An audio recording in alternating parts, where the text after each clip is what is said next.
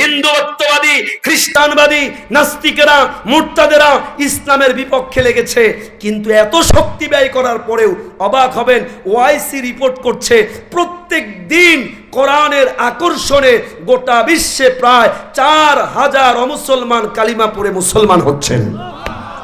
আমি এক মালয়েশিয়ার এক সফরে আমেরিকার একজন নাম করা